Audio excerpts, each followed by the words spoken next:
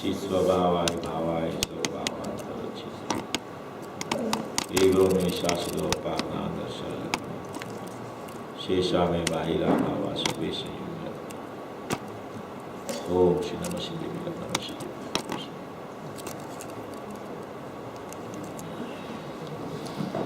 प्रवचन सार परमागम की 172 गाथा के ऊपर अलिंग्रहण के 20 बोल के ऊपर अपनी चर्चा चल रही है।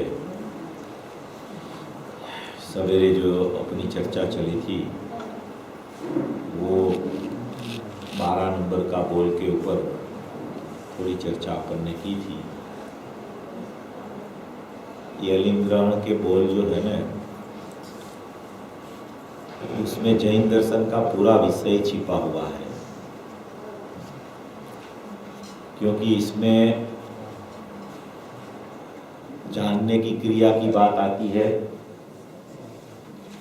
शरीर की जो भी क्रिया है उसकी भी बात आती है, मन संबंधी जो क्रियाएं चलती है उसकी भी चर्चा आती है, ज्ञान क्रिया का परिणमन कैसे होता है उसकी भी चर्चा आती है, ज्ञायक भाव की भी चर्चा आती है,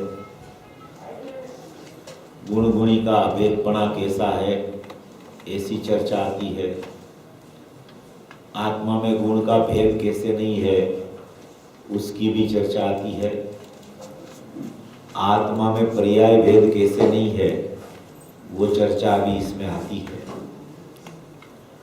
और पर्याय अपना पड़कार, अपना पुरुषत्व पर्याय कैसे दिखाती है वो भी इसमें अलिंग्रहण के बोल में बात आती है।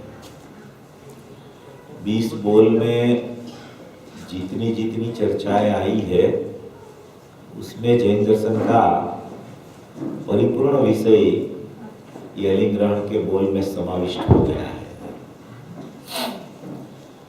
चाहे समय सार की बात कहो तो भी इसमें आ गई है, प्रवचन सार तो है ही है, नियम सार की मोक्ष मार्ग की चर्चा और मोक्ष का निरूपण है वो भी इसमें आता है, द्रव्य गुण पर्याय का समन्वय कैसा होता है वो चर्चा भी इसमें आती है। तो ये अलिंग्रहण के बोल है ना, वो परिपूर्ण विषय है, इसको व्यवस्थित समझ लेवे जी तो इसमें पूरा विषय आ गया है। ये अपना जो जो बोल यहाँ अभी चला, अभी तक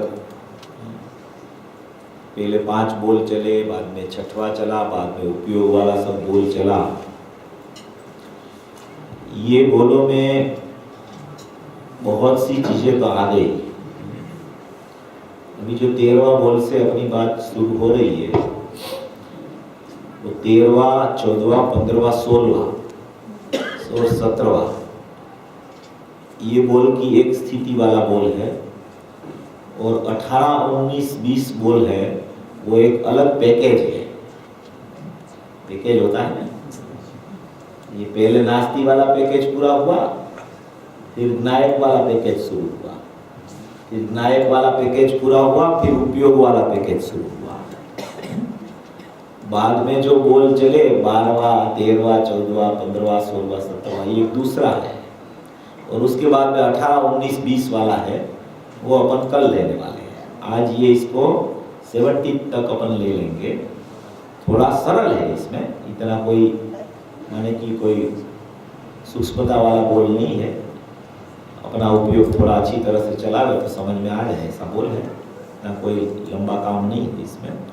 देखो सबसे पहले अपन लेते हैं इसमें से 13वें नंबर का बोल। 12वें नंबर का बोल तो अपन ने सवेरे लिया था, वो 12वें नंबर का बोल में जो भी चीज़ आई थी सबको याद ही होगी, थोड़ा दोहरा दूँ मैं आपको। ये 12वें नंबर का बोल है। लिंगो द्वारा इंद्रियों द्वारा ग्रहण એટલે કે વિષયોનો ઉપભોગ જીવને થતો નથી। એટલે उसमें क्या कहना चाहते हैं कि कोई भी इंद्रियों के द्वारा माने कि जीव अपना उपभोग उसके साथ मिलके कर सकता नहीं है। बारवा बोल चला था ना, बारवा ही।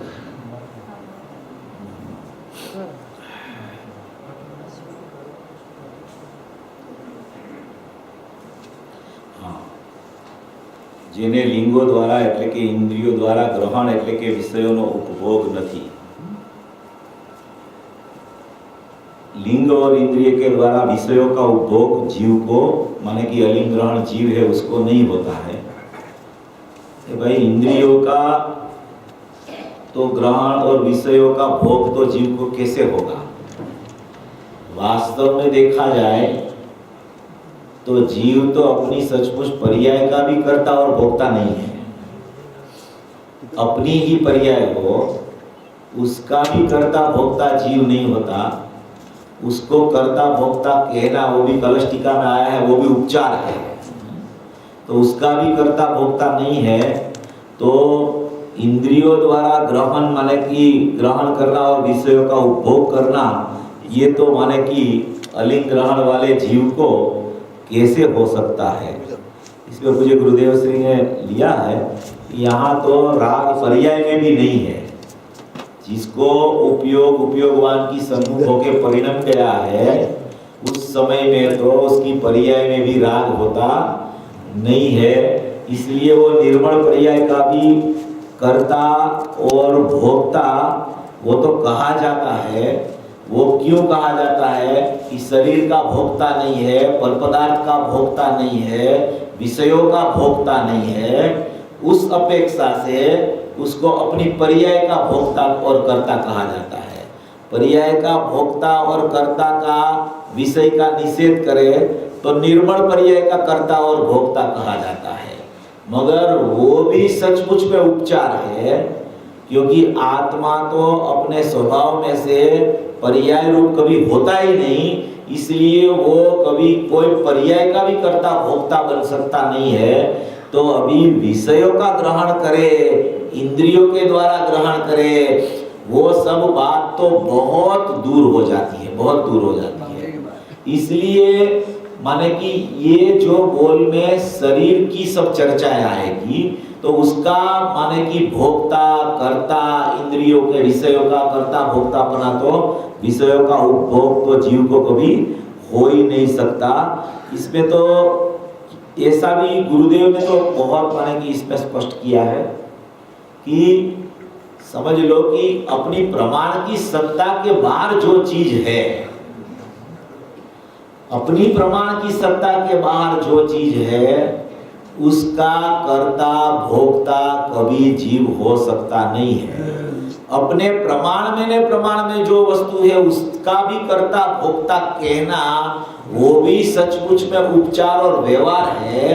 तो प्रमाण की बाहर की चीज है, इंद्रिया है, कोई बाह्य विषय है, कोई बाह्य लिंग है, उसकी चर्चा तो एकदम मात्र शरीर की चर्चा है, पृथक चर्चा है। उसका तो कर्ता भोक्ता जीव कभी हो सकता नहीं है। क्यों नहीं हो सकता है? क्योंकि अपना क्षेत्र और उनका क्षेत्र बिल्कुल पृथक है। हाँ, बाउंड्री के बाहर है, वो क्षेत्र भिन्नता है। स्वद्रव्य क्षेत्र काल भाव में परद्रव्य क्षेत्र का काल भाव की नास्ती है। वो अपन ने लिया था पहले, स्वचतुष्टय और परचतुष्टय। स्वचतुष्टय में परचतुष्टय की नास्ती है, तो स्वचतुष्टय में अपना द्रव्य गुण पर्याय आ जाता है, द्रव्य क्षेत्र काल भाव। तो वो भोक्ता भी अगर आपको कर्ता भी कहना हो तो अपनी पर्याय का कह सकते हो। सचमुच में तो वो अकर्ता है। अकर्ता स्वाभाविक कभी कर्ता बन सकता नहीं है। दृष्टि अपेक्षा से देखो तो वो सर्वथा अकर्ता ही है, और ज्ञान का परिणमन की अपेक्षा से ज्ञायक को देखो तो वो ज्ञान रूपी परिणमता है। वो राग रूप भी सचमुच में परिणमता नहीं है। उसका परिणमन देखो तो ज्ञान में दिखता है, और उसको अपरिणामी देखो तो वो दृष्टि उसकी द्रव्य पर चली जाती है। माने कि स्वरूप इतना ही है, प्रमाण की बाउंड्री में भी ज्ञायक और ज्ञान इतना ही स्वरूप है। बाद में आप आगम प्रमाण से सोचो तो मोह राग द्वेष भी आता है, अध्यात्म प्रमाण से जो सोचो तो माने कि निर्मल पर्याय भी आती है, मगर अपना द्रव्य पर्याय से सोचो तो ज्ञायक और ज्ञान इतनी ही व्यवस्था आत्मा की है, उसके बाहर कोई व्यवस्था है नहीं। इसलिए ये इंद्रियों के द्वारा ग्रहण और विषयों का उपभोग लिंग द्वारा और इंद्रियों द्वारा वो तो आत्मा को हो सकता ही नहीं है, क्योंकि वो स्वयं खुद अकर्ता और अभोक्ता स्वभावी है। वो ज्ञान अपेक्षा और ज्ञान का परिणमन वो सब दोनों अलग अलग बात है। ज्ञान अपेक्षा से जब विभाव सिद्ध करना हो ज्ञानी का भी, तो ज्ञान अपेक्षा से नई अपेक्षा से सभी बात आती है, वो जानने योग्य है। ज्यादा उस पे भी जाना नहीं, जानने योग्य है। ज्ञानी भी जानता रहता है दूर रह के कि ये क्या है, कि ये सत्ता ऐसे परिणम रही है, अस्थिरता जन्य राग चल रहा है। वो कैसे जानता है? अपना ज्ञान को अपने में रख के जानता है कि वहां बाहर में राग का परिणमन अस्थिरता जन्य अभी हो रहा है। वो ज्ञान अपेक्षा से बात है। ज्ञान का परिणमन से देखो तो आत्मा परिणमता है तो ज्ञान रूपी परिणमता है, और ज्ञान का परिणमन को छोड़ के देखो तो आत्मा परिणामी है। तीन बात है, एक ज्ञायक भाव करता स्वभावी है, उसका परिणमन देखना हो तो ज्ञान रूपी परिणमन होता है, और उसकी ज्ञान अपेक्षा आप देखो, माने कि चारित्र अपेक्षा देखो, अस्थिरता जन्य अपेक्षा देखो, तो ज्ञानी को भी राग का परिणमन चलता है, मगर वो अपने ज्ञान में अपने क्षेत्र में रह के मात्र दूर रह के जानता है कि ऐसा परिणमन पास में चल रहा है, मेरे में चल रहा नहीं है। मेरे में परिणमन चलता है तो ज्ञान का चलता है, और मैं हूं तो मैं ज्ञायक हूं। इसलिए इंद्रियों का भोग, इंद्रियों का कर्ता, इंद्रियों का ग्रहण, इंद्रियों का विषय, ये मेरी सत्ता की एकदम पृथक सत्ता में चल रहा है। इसलिए उसमें मेरा कोई कर्तापना भोक्तापना सचमुच में चलता नहीं है। ये 12वां बोल हो गया। अभी 13वां बोल है। 13वां बोल है कि लिंग द्वारा એટલે કે मन तथा इंद्रियों द्वारा, 13वां बोल इसमें लिंग द्वारा अर्थात मन अथवा इंद्रियादि लक्षण के द्वारा ग्रहण अर्थात जीवत्व को धारण कर रखना जिसके नहीं है वह अलिंग ग्रहण है। इस प्रकार आत्मा शुक्र और आर्तव को अनुविदाई अनुसार होने वाला नहीं है, ऐसे अर्थ की प्राप्ति होती है। 13वां बोल में क्या कहते हैं कि लिंग, मन और इंद्रिय, माने कि 5 इंद्रिय, मन वचन काया और श्वासोश्वास और आयुष्य, ये 10 प्राण जीव के 10 प्राण होते हैं। 5 तो इंद्रिय प्राण है, मन वचन काय बल प्राण है, और आयुष और श्वासोश्वास वो भी उसका इंद्रिय प्राण में ही जाता है। तो ऐसा एक 10 प्राण रूप माने कि उसकी स्थिति चल रही है। तो इसमें कहते हैं कि लिंग द्वारा, उसका मतलब मन और इंद्रिया, 5 इंद्रियादि, मन वचन काया श्वास और आयुष 10 प्राण, और लक्षण द्वारा इंद्रिय और मन वगैरह से लक्षण द्वारा जीवत्व को धारण कर रखना जिसको नहीं है, वो 10 प्राण से अपना जीवत्व टिकता नहीं है, क्योंकि वो जड़ प्राण है। देखो वो गुरुदेव ने सवेरे अपन प्रवचन चलाया था, उसमें ये बहुत बात आई थी। देखो ये ऐसा है कि आत्मा है ना वो 5 भाव वाला है। क्या 5 भाव आता है ना, औदैहिक भाव, औपसमिक भाव, सयोपसमिक भाव, साहिक भाव और परम परिणामिक भाव है। ये आत्मा का 5 भाव है। तत्वार सूत्र में आया है, नियम सार में भी आया है, बहुत जगह पे ये 5 भाव की चर्चा आती है।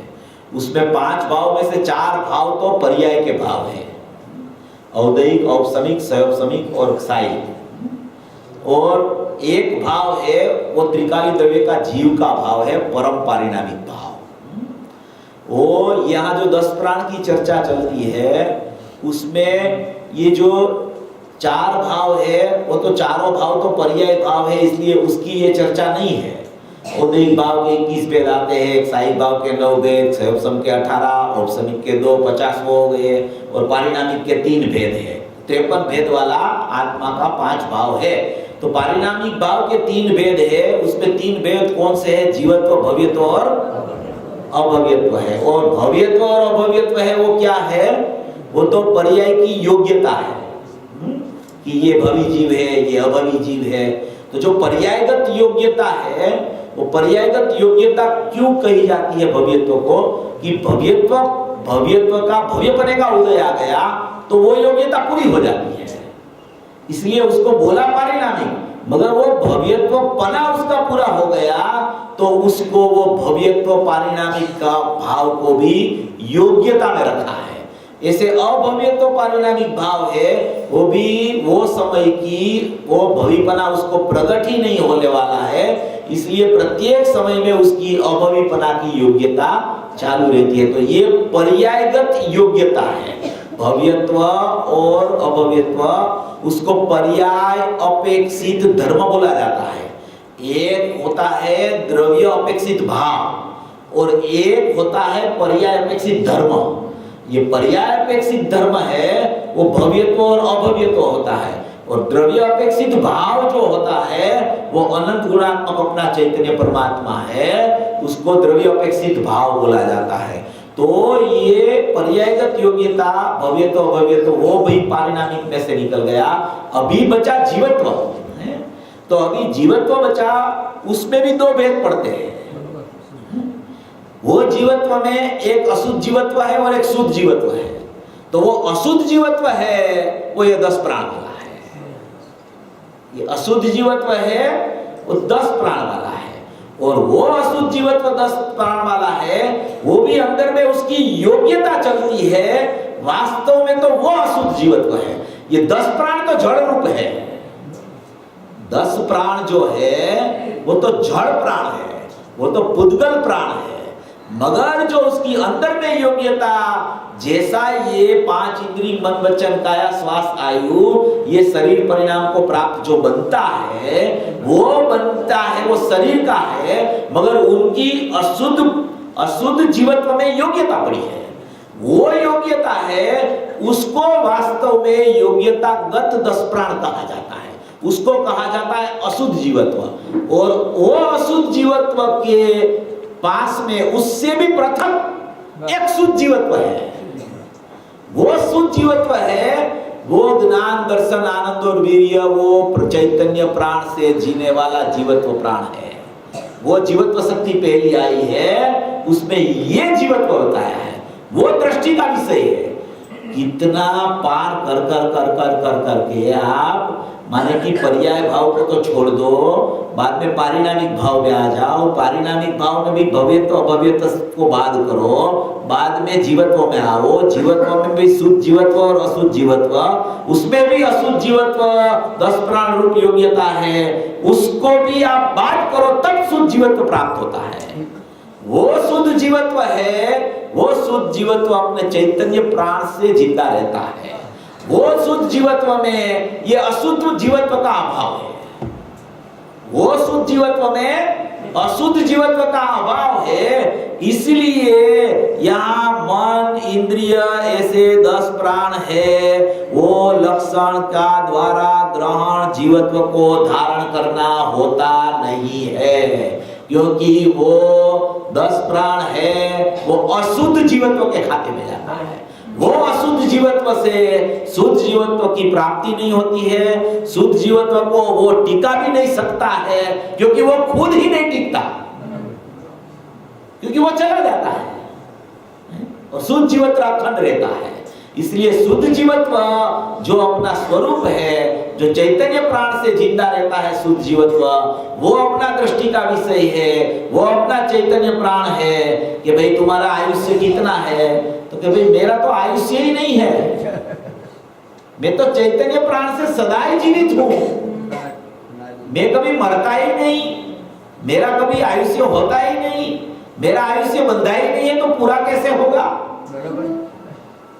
मैं तो अनादि अनंत चैतन्य परमात्मा हूं, शुद्ध जीवत्व से जीता हूं मैं। मेरे प्राण तो ज्ञान, दर्शन, आनंद और वीर्य, सत्ता, वो मेरे प्राण है, उससे मैं जिंदा हूं। जहां जाऊं वहां मेरे चैतन्य प्राण मेरे साथ रहते हैं। कितनी भी गति एक के बाद एक के बाद एक के बाद एक के बाद बदल जाए, 10 प्राण की योग्यता भी चली जाए, मगर मेरा शुद्ध चैतन्य जीवत्व है, अनादि अनंत चैतन्य परमात्मा है, मेरा जो ध्रुव धाम है, मेरी जो अखंड वस्तु है, मेरी जो अभेद वस्तु है, वो जीवत्व धारण करके जो बैठी है, उसको कोई टिका नहीं सकता। मेरा चैतन्य प्राणी उसको टिका के बैठा है। इसलिए यहां ये बोल आया है कि लिंग द्वारा अर्थात मन अथवा इंद्रियादि लक्षण के द्वारा ग्रहण अर्थात जीवत्व को धारण कर रखना जिसको नहीं है, ये जीवत्व को मन और इंद्रिया 10 प्राण धारण करके रख सकता नहीं है, और जीवत्व उसको धारण करके रखता नहीं है, ऐसा यहाँ बोल में कहा गया है। ये सब चीज तो देखो नियम सार में 41 गाथा में ये सब भाव आए।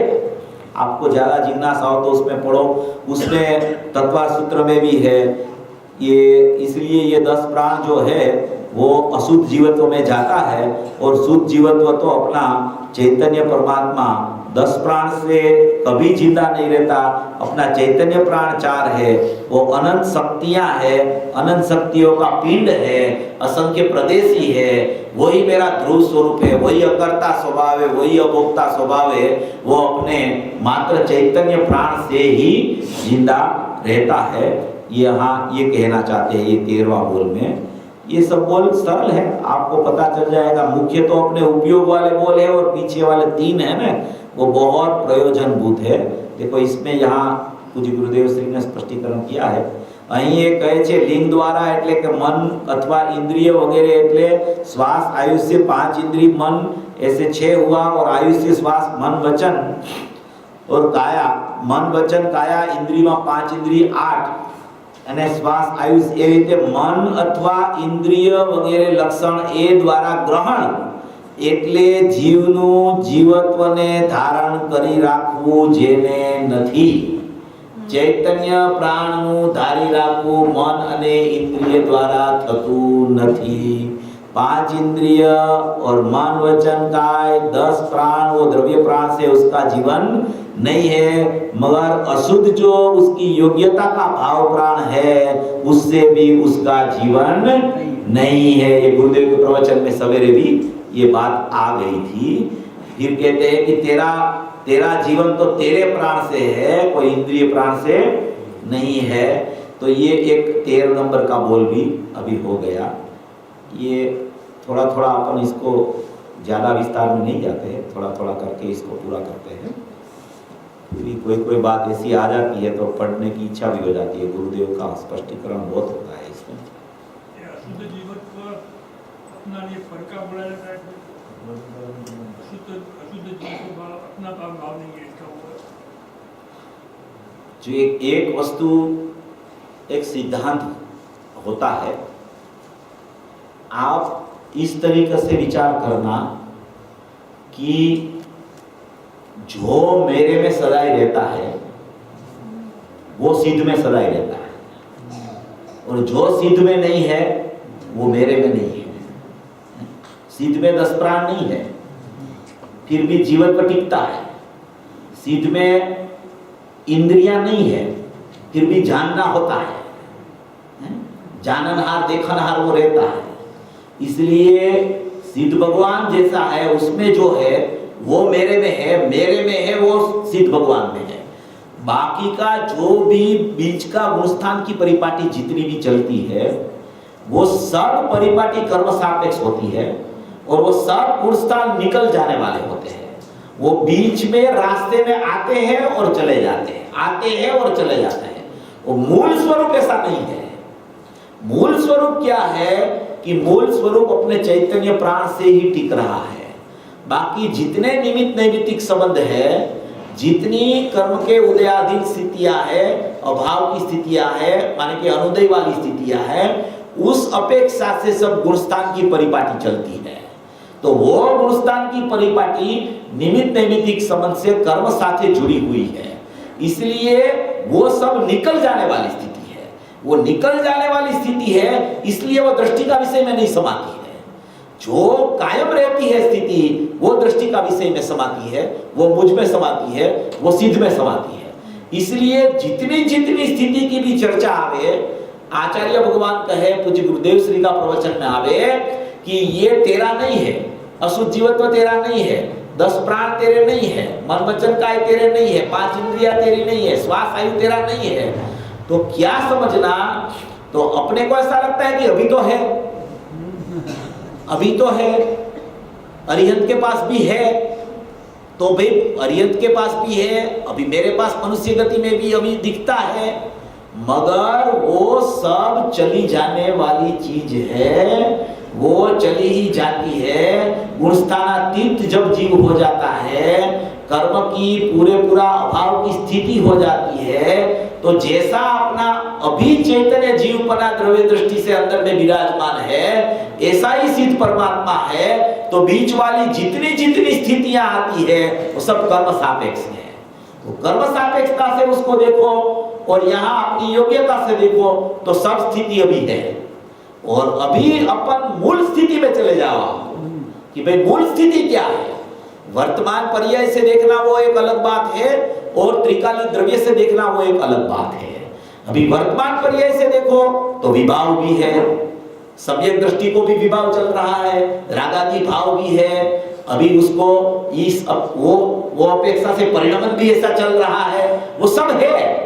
मगर वो सब क्या है कि वो सब कर्मों के साथ निमित्त नैमित्तिक संबंध से जुड़ा हुआ है, वो सब कर्मोपाधि में चला जाता है। वो मेरी सत्ता का नहीं है, वो मेरा चित्रामण भी नहीं है, वो सब सचमुच तो पुद्गल का चित्रामण है।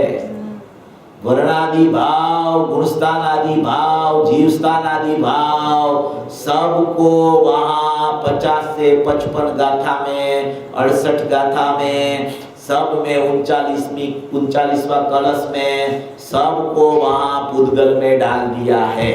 जितना भेद उतना पुद्गल का परिणाम, जितना अभेद उतना जीव का परिणाम। ये टूकी व्याख्या है। जितना भेद रूप परिणमन हुआ, गुणस्थान का भेद पड़ गया, उसका परिणमन चल गया, तो वह सब अनात्मा है, आत्मा नहीं है वो। और उसको जो आत्मा देखता है उसको आत्मा की प्राप्ति नहीं होती है। इसलिए एक द्रव्य की स्थिति है, एक पर्याय की स्थिति है। अभी आप देखते हो उसको कैसे, आप पर्याय से देखते हो कि आप द्रव्य से देखते हो, बस ये बात है। ये जब दृष्टि बन जाती है उसकी कि भाई पर्याय में ये चल रहा है तो बराबर है, पर्याय में चल रहा है, उसका ज्ञान भी होता है, मगर देखने की दृष्टि क्या होगी, तो देखने की दृष्टि तो द्रव्य की होनी चाहिए। मगर पर्याय दृष्टि से पर्याय को ही देखते रहे हैं अपन, तो सब है उसमें सब है, राग है, विभाव है, मिथ्यात्व है, 10 प्राण है, सब उसमें भरा पड़ा है। मगर वो मेरा स्वरूप नहीं है।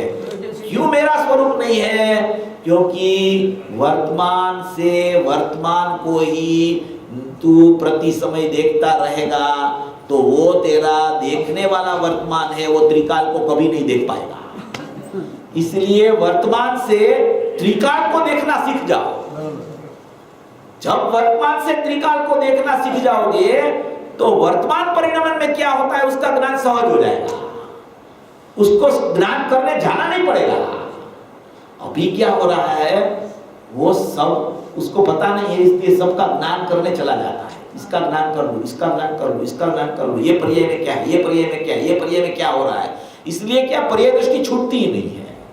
अभी मूल स्थिति में आप पहले चले जाओ एक बार इतना प्रयास पर्याय के पीछे पड़ने का करते हो तो एक बार द्रव्य के पीछे पड़ने का प्रयास तो कर लो, फिर देखो आपकी चमत्कृति क्या चमत्कार करती है। ऐसा स्वरूप है, ये सब सर्वज्ञ ने बताया है। ये स्वरूप है, किसी के घर का नहीं है, सर्वज्ञ ने कहा है। आचार्य भगवान ने वहां से वाणी लाए हैं, कुंकुद आचार्य पूज्य गुरुदेव श्री ने उसका स्पष्टीकरण किया है और अपने पास आ गया है महाभाग्य से। इसलिए ये स्पष्टीकरण इस अपेक्षा से सब हुआ है, इसलिए अपन कह भी सकते हैं कि गुणस्थान, रागादि भाव, जीवस्थान 42 सब भाव पुद्गल का चित्रांश है। बोलो, वो तो 29 बोल का उकरणा के दिया उसको। संयम लब्धि स्थान उसमें आ गया वो। मेरा स्वरूप नहीं है वो, मेरा है ही नहीं स्वरूप। मैं तो स्वयं स्वरूप, संयम स्वरूप भगवान आत्मा, मैं तो ज्ञायक चैतन्य परिपूर्ण परमात्मा हूं। मेरी तो ध्रुवता ध्रुव स्वरूप भरी पड़ी है अंदर में। ये मूल स्थिति है। मूल स्थिति पे जाओ, सब ज्ञान हो जाएगा। ज्ञान करने के लिए ही रुकोगे तो दृष्टि द्रव्य पे जाएगी ही नहीं, और दृष्टि द्रव्य पे नहीं जाएगी तो आपको लगता है कि मैं ये ज्ञान कर रहा हूं, ये ज्ञान भी सम्यक नहीं है, ये मिथ्या ज्ञान है। और दृष्टि द्रव्य पे चली गई तो आपका उघाड़ भी बहुत कम है ना, तो भी है सम्यक ज्ञान। और सम्यक ज्ञान की कीमत है। शास्त्र पाठी कितना भी हो जाए, 11 9 पूर्व अनंत बार पढ़ लिए हैं, एक एक गाथा का एक एक भाव, एक एक शब्द, एक एक अक्षर मुंह पे होवे, फिर भी सम्यक ज्ञान नहीं होवे तो वो काम का क्या।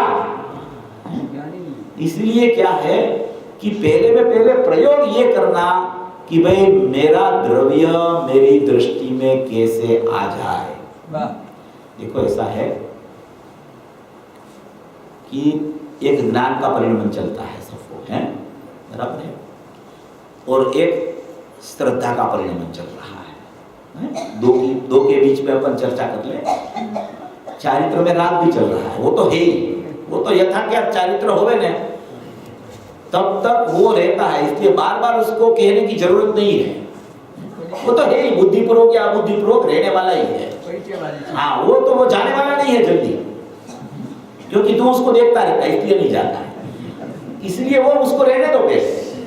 पहले क्या है, पहले ज्ञान और श्रद्धा क्या काम कर रही है वो सोचो पहले कि ज्ञान का परिणाम कैसे चल रहा है। ज्ञान जीव का जीवत्व को बताता है। ज्ञान जब श्रद्धा में मिथ्यात्व चलता होता है तब भी परोक्ष अनुभूति कर सकता है। ज्ञान जागता देव है। ज्ञान अपनी सत्ता को कभी छोड़ता नहीं, नायक भाव को। ज्ञान अपना उपयोग जो ज्ञान है उसका कथनचित अनन्यपना कभी नाश नहीं होता।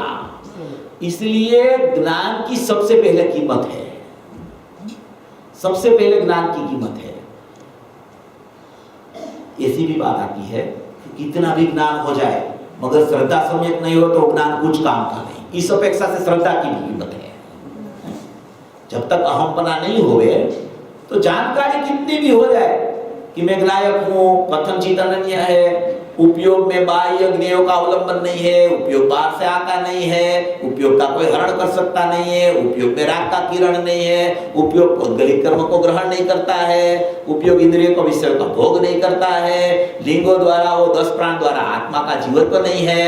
ये सब बात सुन ले, पता भी चल जाए, याद भी रह जाए, मगर जब तक दृष्टि नहीं बने तो वो ज्ञान कुछ काम का भी नहीं है। ज्ञान ज्ञान की अपेक्षा से काम का है, श्रद्धा श्रद्धा की अपेक्षा से काम की है। मगर जब ऐसा ज्ञान में जब तक कोई ऐसा अपना दृष्टि का विषय जो द्रव्य है उसकी निर्णय की भूमिका जब तक नहीं आती न तब तक श्रद्धा का कुछ काम चालू ही नहीं होता। पहले सबसे पहला काम ये है, पहला अभी ज्ञान में निर्णय हुआ कि मैं ज्ञायक हूं और ये ज्ञान की पर्याय निर्णय कर रही है, ये निर्णय हुआ, ये निर्णय चलता चलता आगे चला। जब ये निर्णय की भूमिका आती है ना तो क्या हो जाता है कि निर्णय की भूमिका आने के टाइम पे ही एक श्रद्धा का परिणमन में मिथ्यात्व का गलना शुरू हो जाता है। मिथ्यात्व गल जाता है, गल जाता है माने गलना शुरू होता है। देखो मिथ्यात्व तो एक समय में जाता है, जब जाता है तब 100% जाता है और रहता है तो 100% रहता है। ये बात एकदम ख्याल में रखना। ये गलता है वो बात अलग है और एक समय में चला जाता है वो उसका स्वरूप तो ऐसा ही है। मगर जब ज्ञान का परिणमन में निर्णय की भूमिका आवे ने, तो मिथ्यात्व का जो तीव्रता वाला परिणमन है ना, अभिप्राय में जो मिथ्यात्व की तीव्रता चल रही है ना, वो है ना कम होती जाती है, कम होती जाती है, मंद मिथ्यात्व होता जाता है, माने कि मिथ्यात्व का गलना शुरू हो जाता है। उसको मोक्षमार्ग प्रकाशक कर्ता ने एक बात ऐसी भी लिखी है कि जिसको ऐसा निर्णय वाली भूमिका आवे, उसको मिथ्यात्व गलना शुरू हुआ तो उसमें एक गर्भित सुत्ता शुरू हो जाती है। गर्भित सुत्ता, अभी शाम को चर्चा चल रही थी कि गर्भित सुत्ता वहां शुरू हो जाती है। गर्भित सुत्ता, प्रकट सुत्ता नहीं, अभी अंदर गर्भित सुत्ता शुरू हो गई। कैसे हो गई शुरू? कि ज्ञान में निर्णय की भूमिका आ गई। ज्ञान में निर्णय की भूमिका आ गई तो श्रद्धा में मिथ्यात्व का जोर जो था ना, जोर था, वो जोर टूटने लगा। वो टूटने क्यों लगा? ज्ञान का बल से टूटा है वो ज्ञान कैसा है? श्रद्धा पोषक ज्ञान है वो श्रद्धा को पोषण देने वाला ज्ञान है, निर्णय की भूमिका में आया है। वो ऐसा ज्ञान का परिणमन चलता है, जानना जानना जानना जानना निर्णय की भूमिका में, कि श्रद्धा में मिथ्यात्व का अनुभाग समझो कि मान की खोखला हो गया। अभी तो अभी जाने वाली है श्रद्धा में मिथ्यात्व, अभी चला जाने वाला है। तो ऐसा करते करते करते ज्ञान की निर्णय की भूमिका आगे बढ़ती है तो मिथ्यात्व गलता जाता है। तो ज्ञान में निर्णय की भूमिका आई, मिथ्यात्व गलना शुरू हो गया, मगर मिथ्यात्व अभी टला नहीं। तो ज्ञान फिर उसको श्रद्धा को विषय देता है कि भाई तेरा विषय ये रहा विनायक भाव, अभी तू जल्दी अहम कर ले तो मेरा नाम सम्यक पड़ जाए। क्या? अभी मेरा नाम अभी मिथ्या है, अभी श्रद्धा में मिथ्यात्व चल रहा है, तब ज्ञान इतना बलवान है कि वो ज्ञान परोक्ष अनुभूति कर लेता है। क्या? ज्ञान में परोक्ष अनुभूति शुरू हो जाती है। जब परोक्ष अनुभूति का काल है तब भी श्रद्धा में मिथ्यात्व चलता है, भले गलता हुआ मिथ्यात्व, मगर मिथ्यात्व चलता रहता है उसमें। और ज्ञान ओवरटेक श्रद्धा को करके परोक्ष अनुभूति भी कर लेता है, सविकल्प स्वसंवेदन तक पहुंच जाता है। सविकल्प स्वसंवेदन तक तो पहुंच जाता है, मगर जो चार माने की लब्धियां है, स्वयं विशुद्धि देशना प्रायोग्य, उससे भी अभी आगे निकल के उसको अधकरण, अपूर्वकरण, अनिवृत्तिकरण अभी आने वाला है। तब तक श्रद्धा में मिथ्यात्व चलता है, मगर वो मिथ्यात्व की स्थिति है वो गलने लगी है, अभी गलने लगी है। उस टाइम पे श्रद्धा में जब तक श्रद्धा स्वतंत्र अपने से ज्ञायक में मैं ये ज्ञायक हूं हम नहीं करती, तब तक ये ज्ञान का कुछ कार्यकारी ज्ञान कुछ नहीं होता। कितना भी माने कि प्रायोगिक लब्धि तक भी जीव चला जाए, करण लब्धि की बात तो अलग है, वो तो निर्विकल्प दशा होती है तभी पता चलता है कि पूर्व में ये करण लब्धि थी। करण लब्धि का पकड़ी नहीं जा सकती। करण लब्धि बहुत सूक्ष्म काल है, वो पकड़ में नहीं आता। मगर प्रायोगिक लब्धि तक भी ज्ञान चला जाए, फिर भी श्रद्धा में मिथ्यात्व है, तब तक वो ज्ञान की कोई कीमत नहीं। अभी वो श्रद्धा में जब ज्ञान कहे कि मैं तेरा विषय तुझे बता दिया, श्रद्धा को कहता है कि मैंने तुझे इतना पोषण दिया कि तू अभी नायक में अहम कर ले, फिर भी तू नायक की तरफ छापा क्यों नहीं मारती है? तब श्रद्धा में एक ऐसा परिणाम शुरू होने का काल होने वाला है। तो श्रद्धा में यही नायक हूं ऐसे जब अहम करती है, तब ही ज्ञान का नाम सम्यक ज्ञान पड़ता है। और जब ऐसा अहम होकर ज्ञान का नाम सम्यक ज्ञान पड़ जाता है, तो सम्यक ज्ञान में सब यथार्थ जानना हो जाता है। तो अगर आपको लोकालोक को भी जानना हो, आपको पर पदार्थ को जानने का तीव्र मोह चलता हो, तो पहले अपने नायक को जान लो। अपने नायक को जान लो, फिर तो आपको किसी को जानने के लिए कुछ सोचना ही नहीं पड़ेगा। तो एक ही रास्ता है, श्रद्धा को अहम कराओ नायक में, तो आपका ज्ञान सम्यक हो जाएगा। और श्रद्धा का ऐसा बल प्रकट करो, अंदर से ऐसा बल प्रकट करो कि मैं ध्रुव परमात्मा ही हूं, मैं तो विनायक परम चिदानंद स्वरूप ही हूं, मैं तो भूतार स्वभावी हूं, मैं तो एक रूप अखंड हूं, मैं तो निर्विकल्प तत्व हूं, मैं तो सदैव परिणामी तत्व हूं, मैं तो भूतार स्वभावी निरंतर रहता हूं। ऐसा भाषा में नहीं, ऐसा भाव से। अभी क्या हो गया पता है आपको? एक तो हो गया भाषा का नायक, समझे? एक तो हो गया भाषा का नायक, एक हो गया भय का नायक। भाषा का नायक क्या है कि थोड़ा नायक का स्पष्टीकरण उसके ख्याल में आ जावे ने तो वो नायक नायक नायक खाली बोलने लगता है, ऐसा वो उसको बोला जाता है भाषा का नायक। बाद में बहुत प्रतिकूलता आ जाए, इतनी तकलीफ आने लगे, इतनी तकलीफ आवे संसार में, तो उससे बचने के लिए मेघ नायक हूं ऐसा बोलने लगता है। उसको बोला जाता है भय का नायक। दो प्रकार हो गए, एक तो है भाषा का नायक, ये अपने मुमुक्षु समाज की स्थिति की बात कर रहा हूं, और कहीं नहीं चलता है, ये अपने में ही सब चलता है, हैं? हाँ, और कहीं ये भी बात सही है, और कहीं तो नायक ही नहीं, भाषा का भी नहीं है बात, वो तो बराबर है। तो एक भाषा का हो गया, एक भय का हो गया। सच्चा नायक भाव का होता है। भाव में एक नायक आवे ने तो सच्चा नायक है। कोई भय से एक नायक बोले, कोई शब्द से एक नायक बोलने लगे, कोई शास्त्र में पढ़ के एक नायक करने लगे, उससे क्या फायदा? शब्द नायक बोलो कि दूसरा शब्द बोलो, उससे कोई फर्क नहीं पड़ता। अगर आपके भाव में एक नायक नहीं है तो कोई फर्क नहीं पड़ता उसमें।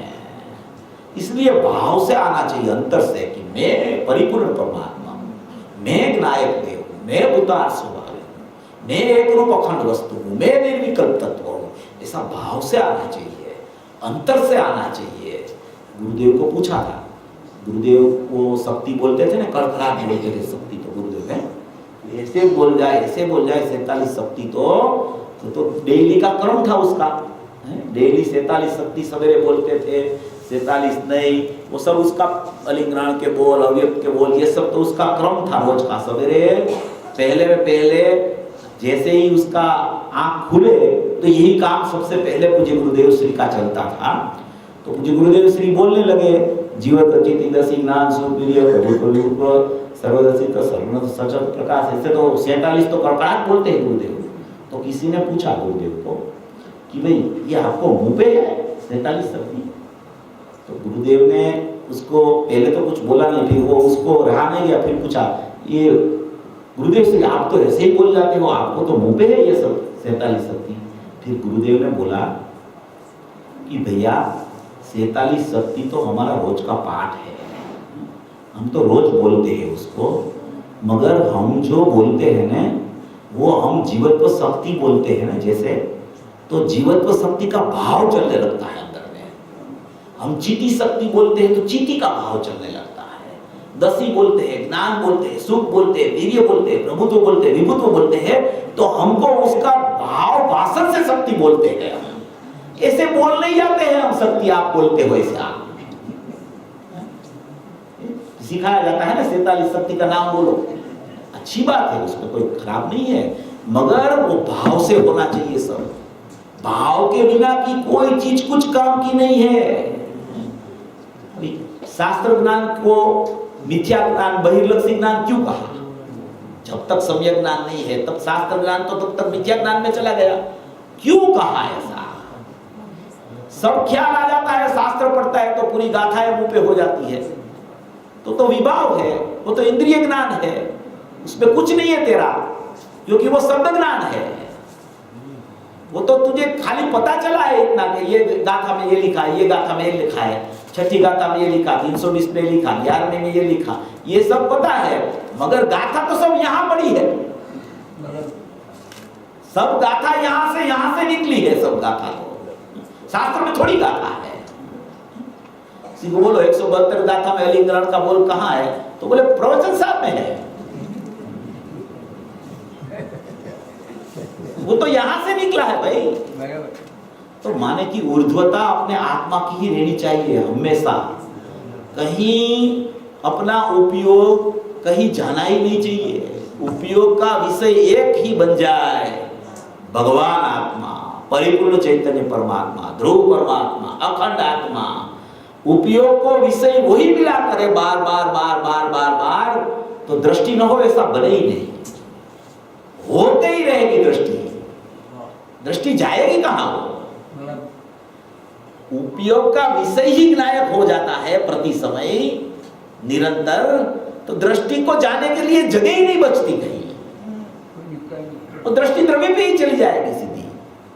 दृष्टि उपयोग पे जाएगी तो भी मिथ्यात्व गलना शुरू हो जाएगा।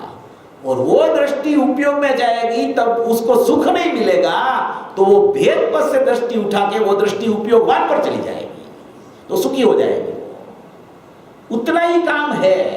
एक ज्ञान का परिणमन, एक दृष्टि की चर्चा और एक त्रिकाली द्रव्य, बस इतने में सब है।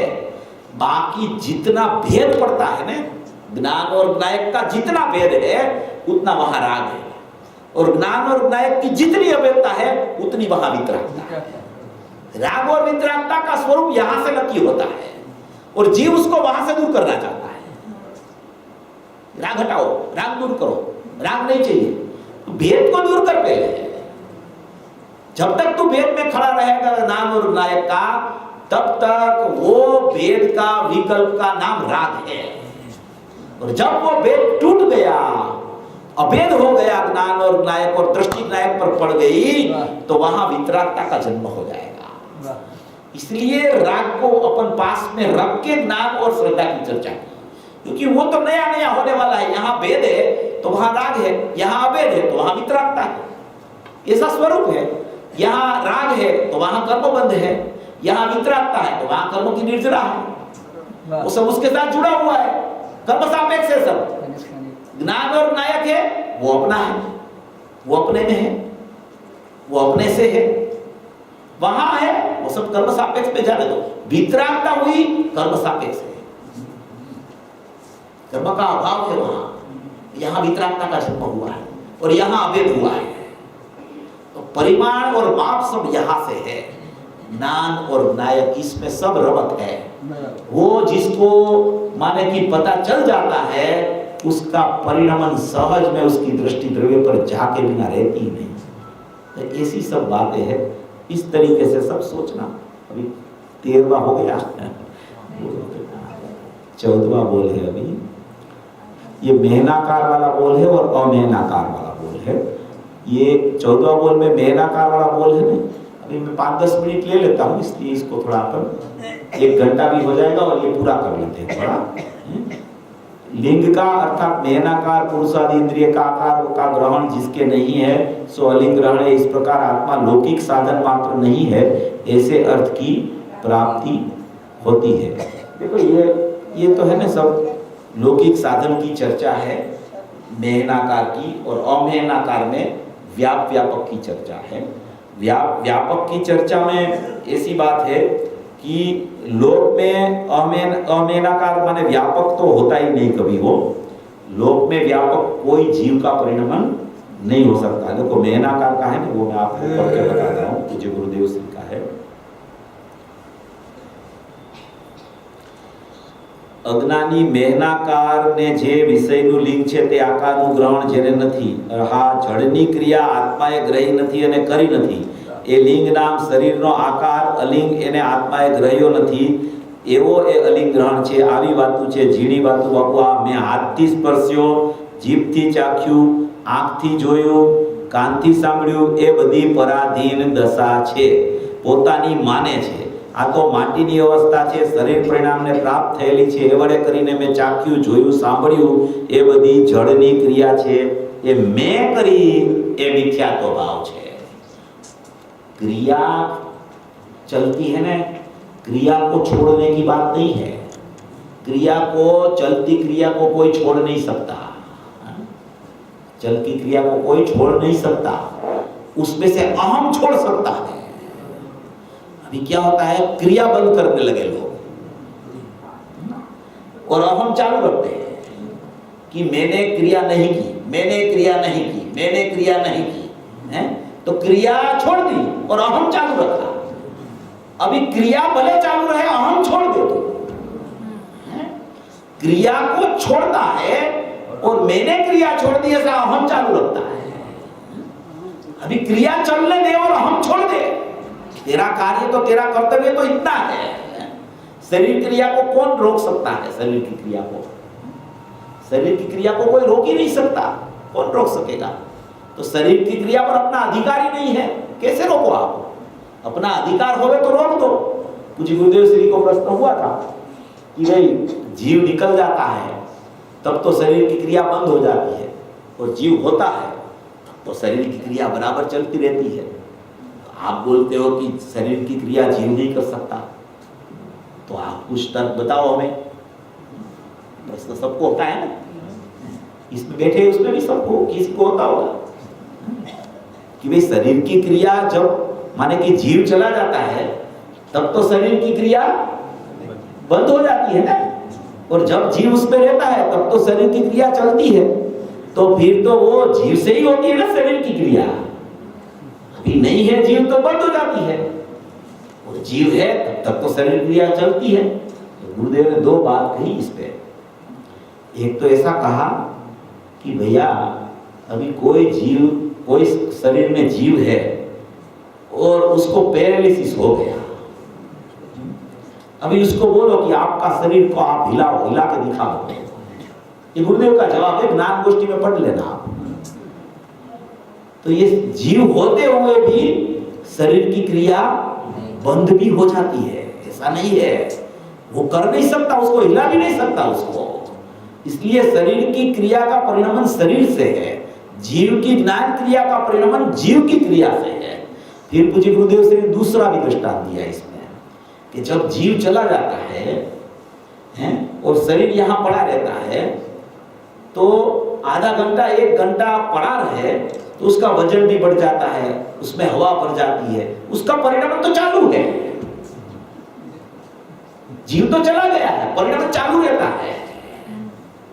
मगर उनको क्या है, शरीर के साथ जीव का संबंध छोड़ना ही नहीं है, इसलिए ऐसे ही प्रस्तक हो जाते हैं। इतना गाढ़ मिथ्यात्व है अनादि का कि गलता भी नहीं है, टलना तो दूर, इतना गाढ़ मिथ्यात्व है, इतनी एकत्व बुद्धि है। पर के साथ एकत्व बुद्धि, पर्याय की बात तो अलग। एकत्व, ममत्व, कर्तृत्व, भोक्तृत्व, कारणत्व, स्वामित्व, ज्ञातृत्व, ये सात दोष चलते ही रहते प्रति समय, प्रति समय पर के साथ और पर्याय के साथ चलता ही रहता है, चलता ही रहता है, चलता ही रहता है। इसलिए एक ही मानता है उसको। कुछ भी हो जाए, थोड़ा सा भी कुछ शरीर में, तो एकदम जागरूक हो जाता है बराबर। इतने रिपोर्ट, इतने डॉक्टर, इतने वहां, इधर नहीं हुए तो बॉम्बे, वहां से वहां, वहां से वहां, इतना पीछे पड़ता है, इतना पीछे पड़ता है। आप सोचना कभी इतना आत्मा के पीछे पड़े हैं अपन, आप सोचना कभी, सोच के प्रयास करो, प्रयोग करो। आप फ्री बैठे हो, आपको शरीर में कोई तकलीफ नहीं है, बाह्य की कोई माने की प्रॉब्लम नहीं है, तो फिर आत्मा के पीछे इतने क्यों नहीं पड़ते हो? भैया रुचि की कमी है। रुचि नहीं है ऐसा नहीं, मगर जितनी रुचि चाहिए उतनी रुचि नहीं है। विषय समझने की रुचि है, शास्त्र में कौन सी गाथा है वो समझने की रुचि है, गाथा समझने की रुचि है, आत्मा समझने की रुचि नहीं है। ये गाथा में, ये गाथा में, ये गाथा में, ये एक तो बुद्धि तो पहले टूटनी चाहिए, ऐसा है। रुचि तुझे बेनश्री ने बोला है कि देखो, जब तक आत्मा की महिमा नहीं आती तब तक उसकी रुचि नहीं होती, जब तक उसकी रुचि नहीं होती तब तक उपयोग पलटता नहीं। ये नियम है, ये क्रम है, ये सिद्धांत है। इसलिए इतनी महिमा हो जाए आत्मा की, इतनी महिमा चले, इतनी महिमा चले हैं कि इनके अलावा किसी की महिमा ही नहीं आवे उनको, तब वो रुचि वहां जाती है, तब उपयोग पलटता है। तो ऐसी सब बातें हैं। ये मेहनाकार में ये एकत्व बुद्धि का है, और अमेहनाकार जो है उसमें व्यापक का है कि अमेहनाकार माने कि लोक में व्यापक होता है कि नहीं, कि लोक में व्यापक बिल्कुल नहीं होता। पंचाध्यायी ने तो उसको नया भास में डाला है, माने कि सर्वगत को, और इसमें प्रवचन सार में सर्वगत आया है, उसमें जानने देखने में लिया है उसको। तो ये व्यापकपना की बात है उसमें अमेहनाकार में। उसके आगे के बोल अपन कल चलाएंगे, कल 2 स्वाध्याय चलेंगे, तो उसमें अपना 20 बोल पूरा हो जाएगा। सर्वभवी जीव ऐसा स्वरूप समझकर मोक्ष मार्ग में प्रयाण करे, ऐसी मंगल भाव।